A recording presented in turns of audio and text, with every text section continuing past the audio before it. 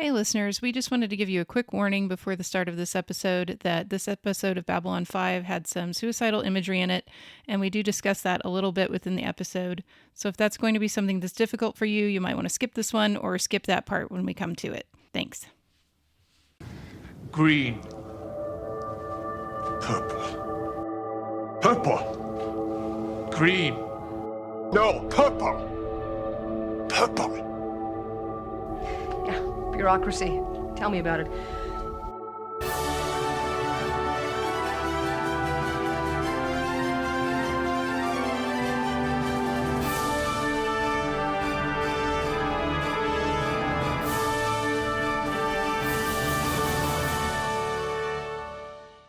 Now, if I may ask, does this torment end when you leave? Welcome to Who Are You? This is a Babylon 5 Watchcast hosted by two friends who have gotten to know each other and will continue to get to know each other over the show Babylon 5. I'm Xhafer. And I'm Laura. And today, Laura, I get to ask you, what do you want? You still haven't answered my question, Ambassador. What do you want? Well, what do you mean, what do I want? What do you want? You really want to know what I want? You really want to know the truth? I wanna really wanna zig a zig ah. Does that answer your question? Well, I have a very sinister proposal for you, Xhafer. Yes. This is like a bonus episode idea that I want to run by you. Okay. We talked last time about how you were getting some of those Babylon 5 trading cards. That's your big want. I bought 2 boxes off eBay and they get Yeah. here in about 4 or 5 days. Yeah. And I can't wait to see them. But speaking of games, my husband found and downloaded the, I guess it's pirated, but it's the Babylon 5 role-playing game. And I know that you've got to have some friends who would be interested in that, right? 100% without even messaging the ask. I know that we've got some people, especially if we do it on the Discord. Mhm. We've got a couple of people that are kind of regulars on the Discord. I'm sure we could invite who are listening to this right now and probably like, oh yay, or oh my god, no. Both of which are acceptable. It does look fairly complicated. So, I've skimmed it a little bit, and I will admit that I have not done role-playing gaming before. Okay. I have a great desire to. I've definitely gotten into the Dungeons and Dragons podcast verse. Very much so. Very interested in it. We've bought a few of the Dungeons and Dragons books. My son loves to look at it. He used to call the monster manual the monster menu. Because, when you're little, you don't always have total grasp of your language. Yeah. So this one, it looks like it might be kind of complicated, but I'm thinking that it could be really fun. And, maybe it's just something we do just for fun, but it could be maybe recordable. Who knows? That sounds fun. There's probably a little like starter adventure. Usually they have a little like thing that's like mostly pre-planned for you. So it'd be pretty easy to put together. Mm-hmm. Yeah, I know. I'm here for that. That sounds fun. I think there's a board game out there somewhere too. Yeah. And I would love to get my hands on that because I have a good friend who is a big board gamer. He's like board gamer with blogs and stuff. And he gets sent like sample board games and stuff to do reviews. And I would love to get my hands on that and, make him play through it with me because I know at least he would. Yeah, that sounds fun. But he did actually look into it for me. And those board games are very rare and very expensive if you can get a hold of one. Okay. So if any of our listeners have it, I would love to just know you have it. That would be great. Please email us, just letting us know that this exists out in the wild. Mm-hmm. Who are you, b5@gmail.com. Mm-hmm. Yeah, that'd be great. It's funny that Aaron pirated the books because I was looking for them a couple weeks ago. I have a I believe I described it as an antique nerd store last time. Yes. Mm-hmm. Where they had the packs of cards and I was upset about the price of the packs, which I have since found is actually not that bad considering the price I just paid for the boxes. But that's one of the reasons I went there, was they have a bunch of used RPG books there, and another place that's kind of nearby has a bunch of like trade in your old RPGs. And I'm like, oh, please, someone have traded in the Babylon 5 game. digging through stuff. Yeah, I think he did look to see if he could find a physical book because we don't hop straight to pirating in our family. I'll say that. But he was like, well, you know what?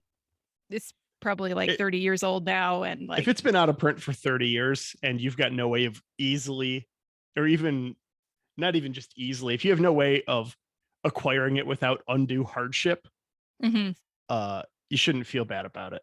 Yeah. Yeah. So I will email that over to you so you can take a look at it. Please do. Yeah. All right. Well, do we want to get into today's episode? Yeah, we've got season 2, episode 3, The Geometry of Shadows. Yeah, we have kind of a long opener on this one. Did you notice that? I call it out a page into my notes when we finally get out of the cold open. Yeah. Yeah, it's like 5 minutes before we hit the theme. It is. There's a lot of cold open here. So, and we open in MedLab is the first bit with Franklin examining Garibaldi's injury. Yeah, he's poking him in that gnarly scar. He's almost ready to return to duty, but he notes some apprehension.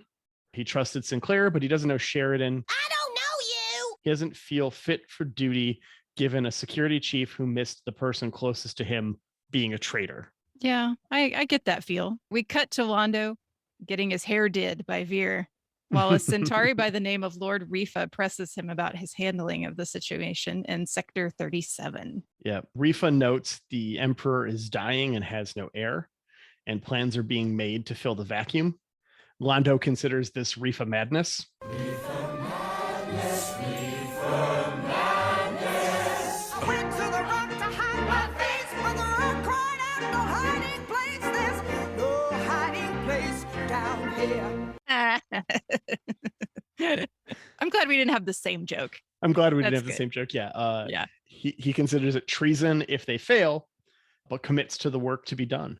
I love how Londo won't reveal how he pulled off the slaughter of 10,000 people without using any of his government's resources. And Lord Refa doesn't find that suspicious at all. Not even remotely interested in questioning it. Yep. The cold open continues with some green Drazi fighting some purple Drazi to theme. Yeah, classic bar fight breaks out. Back from theme, Londo wishes Lord Refa well at Space TSA. Refa promises to try and convince his associates Londo is the sign they've been looking for. And then speaking of signs, Londo also spots a delegation of 3 technomages among the arrivals, noting that to see one is rare and seeing more than one is a bad omen, which for some reason doesn't put him off at all from trying to curry their favor.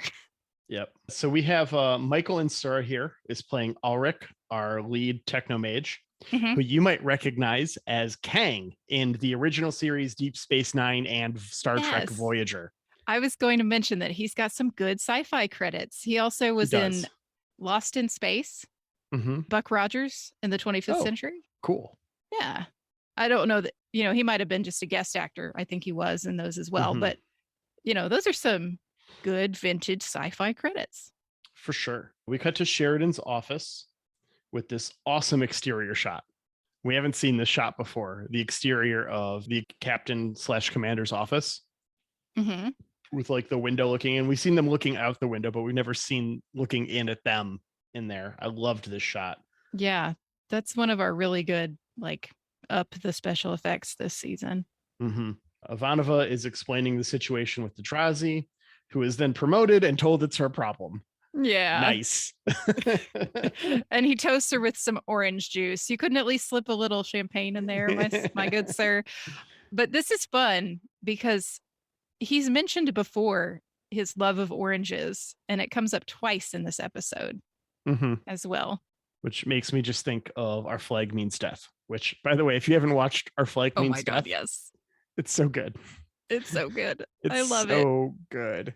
If it does not get a second season, that is a goddamn crime. I'm going to be so mad if it doesn't get a second season. That show is so good. Okay, then we get a brief scene with some of the technomages doing some CGI and find Londo at the bar. Veer is trying to get him to keep his appointment with the Abai delegation, but Londo pulls him into a religious discussion. So I thought that Veer's answer to this religious question about do you believe in fate was very unexpectedly wise and something that Londo should absolutely have paid attention to, and he does not. Because he says Yeah. something about, the currents that you think you want to go with are the ones you should actually fight. And the ones that you want to fight are the ones you should actually give into. And I'm sitting there like, this is for you, Londo. You needed this. This is for you. And he goes, bah, just give me a yes or no. And it's like, oh, you've oversimplified it, my dude. Oh, it's too bad. Too bad. But he wants Veer to go and pitch his idea that he wants to get an endorsement from the techno mages.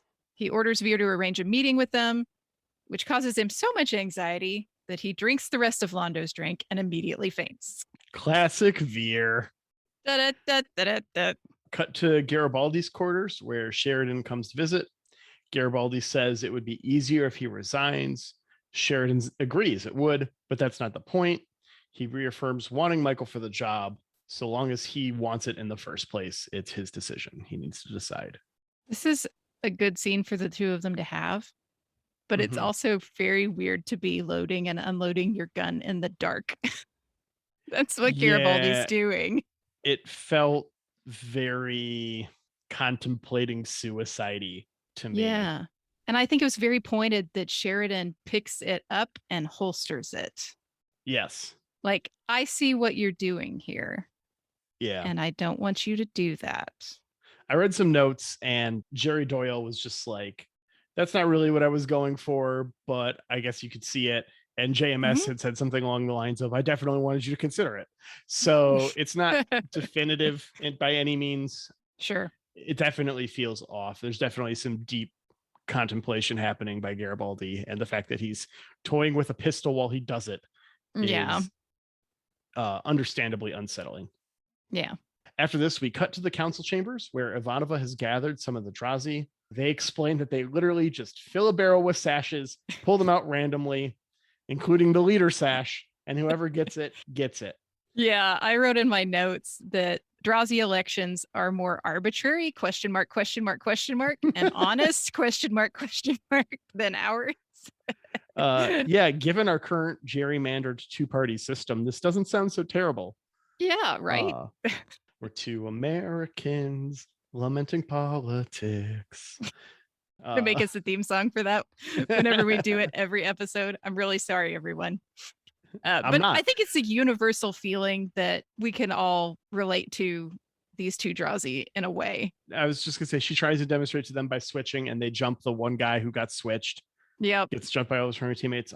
There was a lot of JMS's notes about what he was trying to say about this very specifically, because at the time this was being written, there was the conflict in the early 90s between the Croatians and the Serbians. Oh, okay. Yeah. And this is directly referencing that. He's writing this at them. He's writing this at them. He wanted to make a ethnic war seem as absolutely stupid as possible, was his direct quote on this. Yeah, I see it. And he makes it light and funny, which is kind of what you have to do with these things. Yeah. To get them to worm into people's brains. But I think it's very effective. And now tell me, did you read anything about like Ivanova's injury in this? Yes. So I read about it online, but where I found the best source of information was actually in those episode guides I bought at that used bookstore a couple months ago, where it had Claudia Christensen actually telling the story of how she broke her foot in it. Because it was during the filming of this episode, like during the time frame of the filming, but not on set. Right. So she did not break her foot in the stunt. Originally, she was supposed to beat up a bunch of the Drazi here and just be a badass. Oh, dang. That would have been fun too. She broke her foot at home in her garden, chasing a bird, doing a ballet leap over some of her yard furniture to try and catch this bird for some reason. He's like, I don't know what possessed me. I'm not a ballet, like I've never done a pirouette or anything, but this is what I did. And I landed and I broke my foot. And so this stunt was actually performed. Her getting tackled was performed with her having her foot broken already. Oh, ooh. And she described that experience as terrifying. Yeah. I mean, all the stunt guys who were done up as Drazi know her foot is broken, so they're trying to make it work, Mhm. and not refracture her foot here. Oh man, that's scary Yeah, for everyone. You don't want to it be the person who is. rebroke the foot. You don't want to be the person with the rebroken foot. Yeah, it sucks all around, but they made it work, and Yeah. it services the plot and it moves things forward. Yeah, it really does. I was like, that's how you like make life work with your art. Mm-hmm. So somewhere in what seems like down below, Veer is attempting to approach the techno mages with Londo's request, and he incurs the wrath of their CGI. He bravely stands his ground, and Elric breaks the CGI and asks him what his master wants. Elric Mhm. has big Yul Brenner energy. Like, For sure. and you know why he has Why? big Yul Brenner energy?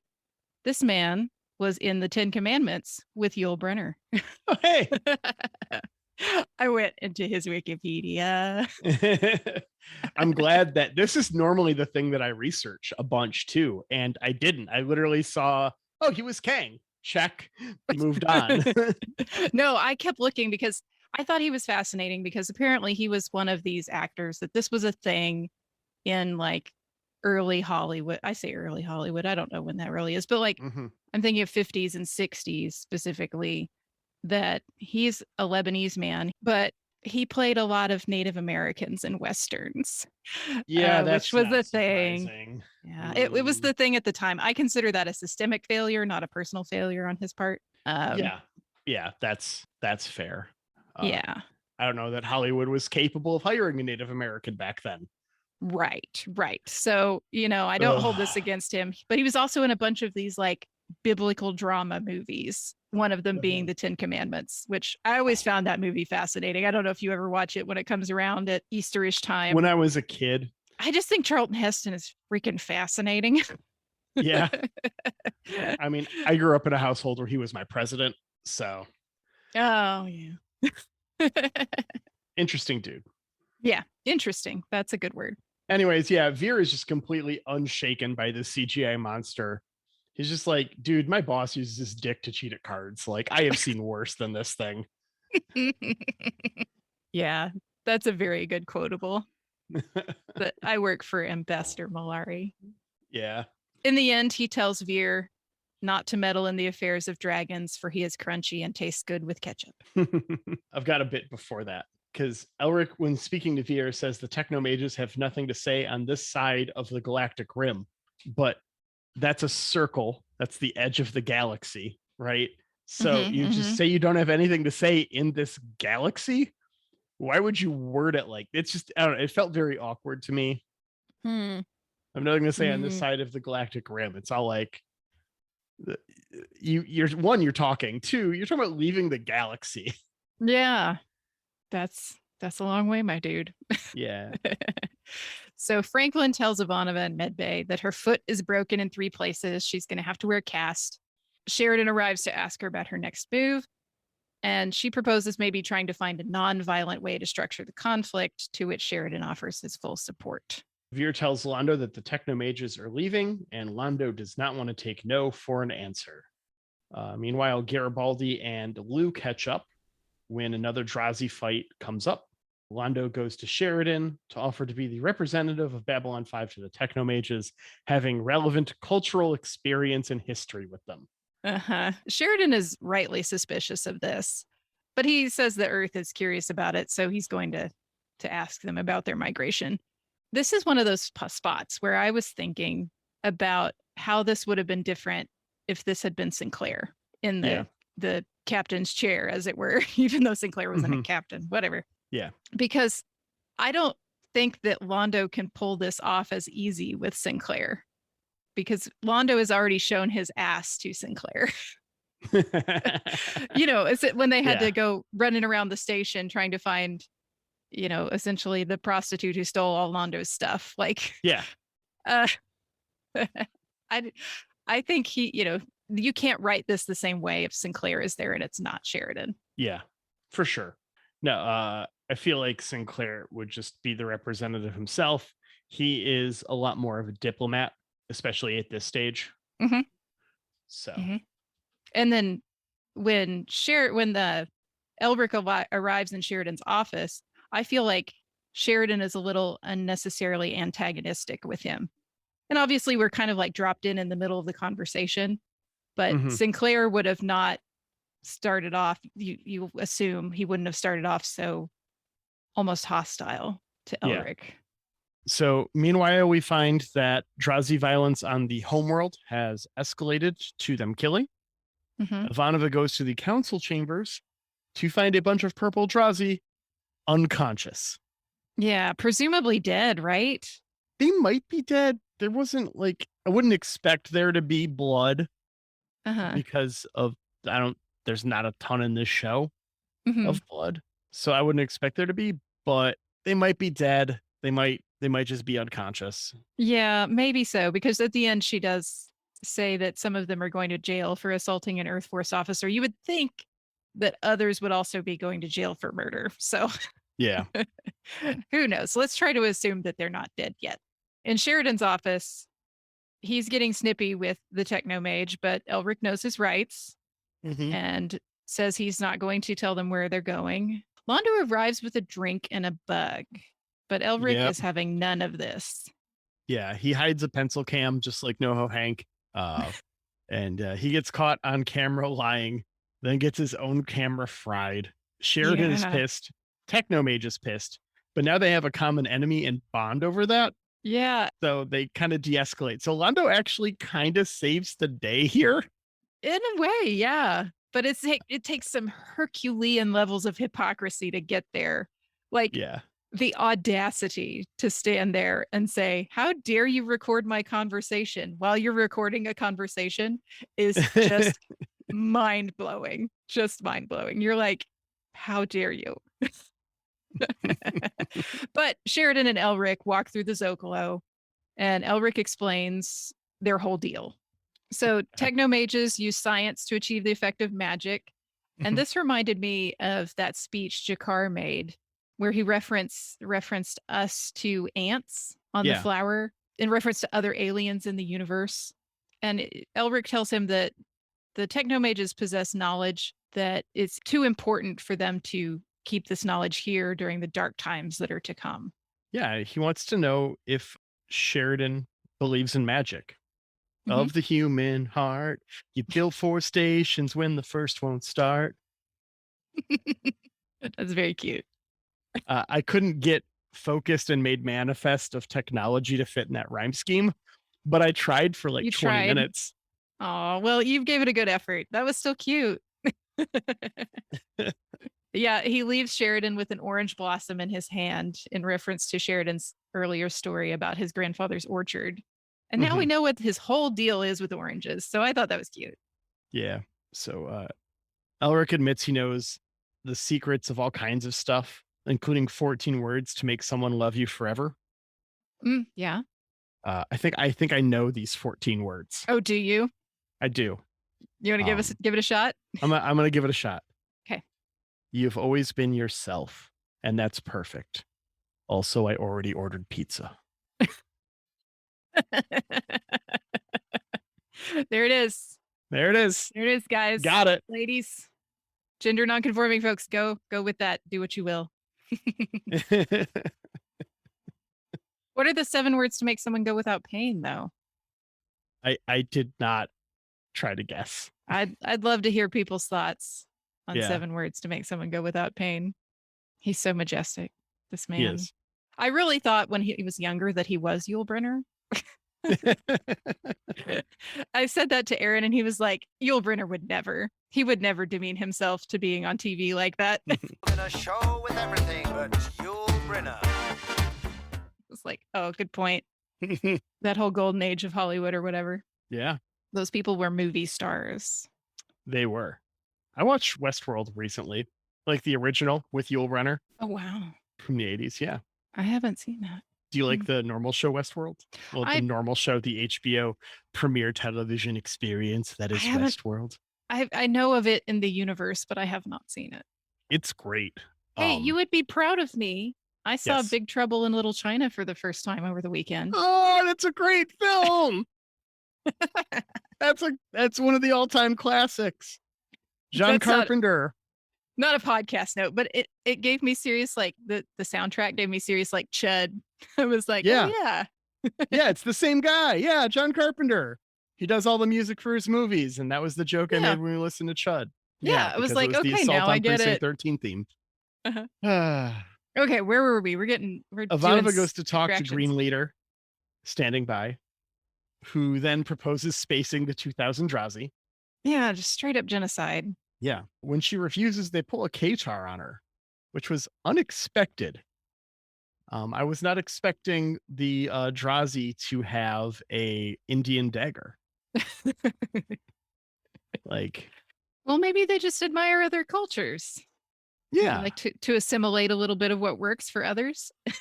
I found it to be interesting. It's a very kind of awkward, weird weapon. Mhm. So it's weird to see it in space. Yeah. Well, the Drazi seem to be a special group, as we'll find out later. So Garibaldi runs into Lou Welch and others on the security team who say they have an uplink from Ivanova regarding this Drazi meeting. Garibaldi is immediately suspicious, as he knows that Ivanova prefers to make phone calls for important orders rather than sending an email. In Brown Sector, Ivanova is still trying to reason with the Drazi when Garibaldi talks his way into the area and knocks out the Drazi who are guarding Ivanova. Yeah, he distracts the Drazi guard so that she can escape. Yeah. If we're perfectly honest about what happens. Veer, after this, goes to see Londo, Uh-huh. who is now the cheat during a light switch rave. All of his smart devices have been hacked, and a hollow demon is consuming all of his data and buying cryptocurrency. Yeah, he owns that NFT Spoo Ranch. Mm-hmm. Yeah. No, the way he says it, that he's just now got 200,000 shares in a Spoo Ranch, he says it like it's a bad thing. But from what I can tell in this show, people seem to like Spoo, right? Yeah. So this seems like it could be a good investment, right? I think he hates Spoo and Jakar loves Spoo, and that's enough. Okay. Okay, I get that.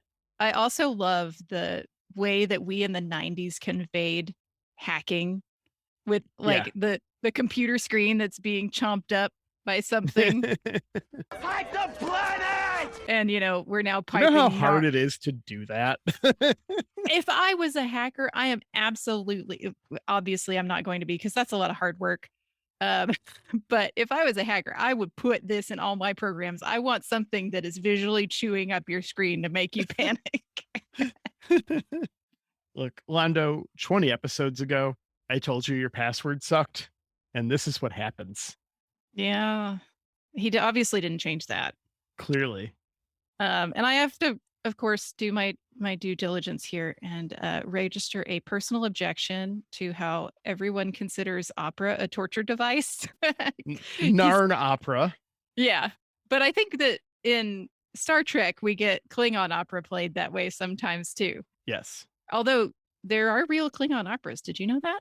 Well, yes, there are Klingon operas, and then there are also human operas translated into Klingon and then performed. Yeah. When I Googled like just Klingon opera because I was looking for like a good clip of somebody complaining about Klingon opera. And one came up that someone premiered back in 2017. They wrote a whole Klingon opera. And I was like, yep, gonna have to look at that later. So Veer suggests that the radical solution to all this, that Londo apologize. And Londo refuses, but the holodemon kills the lights and buys a bunch of Dogecoin, forcing him to reconsider. After this, Ivanova and Garibaldi plan to keep the Purple Drazi locked up for a cycle, which they thought was a week, but it's a year. Gosh, can you imagine if election stuff lasted a whole year, Xhafer? Can you imagine how horrible that would be? or longer in some cases. Yeah. And if it happened every couple of years, wouldn't that be just awful? It sounds completely emotionally draining. American politics. She tries defending flags meaning more than sashes, which the Drazi laugh at, which I appreciated. She pulls the sash and becomes Green Leader. I loved this when he's like, yeah, caught up in committee. Yeah. Combat rules predate first contact.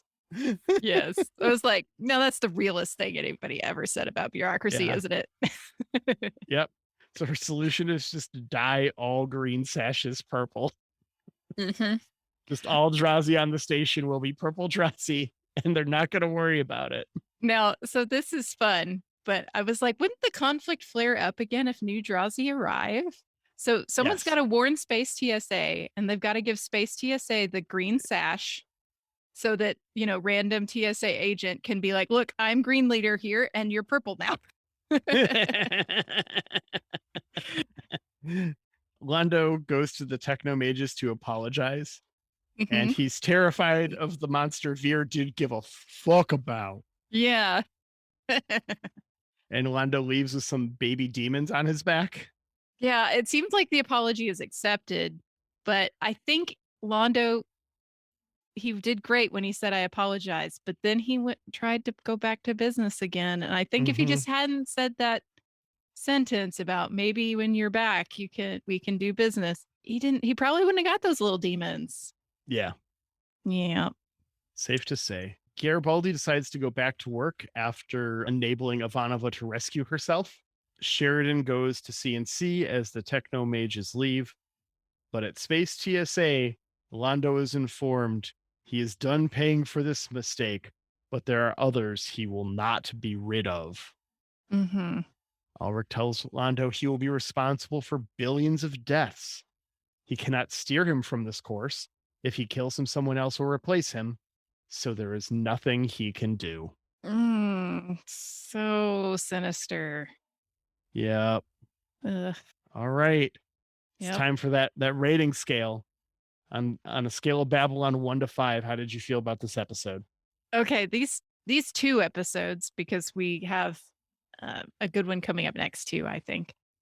We're tough, but I Yeah. consider this one a Babylon 4. Yeah. I really like Michael Ansar's portrayal of the technomages, and I like the idea of technomages. I'm really into that, like, this is such advanced science that it appears to be magic idea. Mhm. That really vibes with me. Yeah. Arthur C. Clarke. Yeah. And I thought that the gravity and mystery that he brought to it, and even just his voice was very majestic. So I was very sold on that. We get some great Londo development in that, he totally brushes off something very important that Veer says. It had a lot of foreshadowing in it, even though it seemed like it's just Stephen First babbling for a while. I thought that was great writing.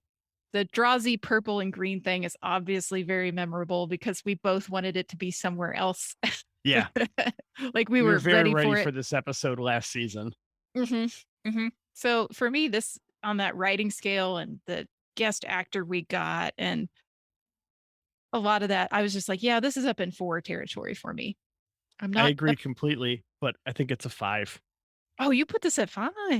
I cannot think of a bad thing to say about this episode. I Yeah. love every bit of this episode. It's excellent development for a lot of the characters. Mhm. A lot of season 1 was very Sinclair heavy, and a lot of the supporting characters who are main characters really didn't get as much time, I feel, in season 1 as they do in later seasons. And this is a big turn for that. Yeah. Like Sinclair's in like 5 seconds of this episode. Like you could tell me this was a did I say the wrong name? Captain John Sheridan. You did. Yeah. Sheridan's in like 5 seconds of this episode. You could tell me that this is like one of those Star Trek episodes where one of the actors directed it, and so they're not in it at all. And I would believe you. Yeah. Because that's how little he's in this episode. And that's great. We need to see what's going on with everyone else. Everyone else matters.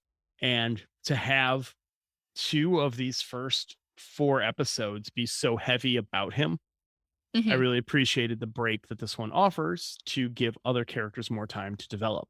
And also Yeah. gives us more screen time with them to show how they're reacting to all of the crazy shit that happened in the season finale. It's Yeah, great. I respect your 5 choice very A much. plot was excellent. B plot was excellent.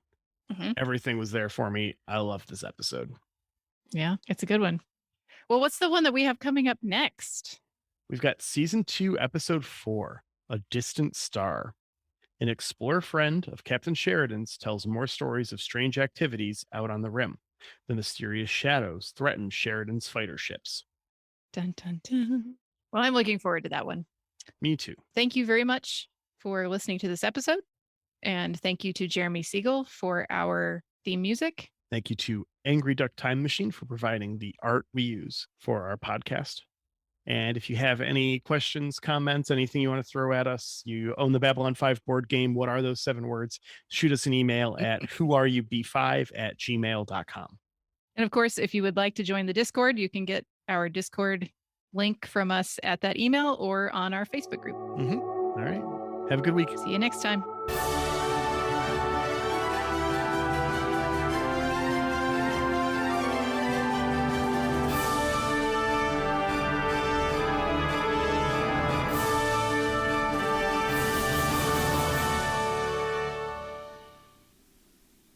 And it's magic. If the main theme is groovy, Garibaldi cheer up with an old time movie.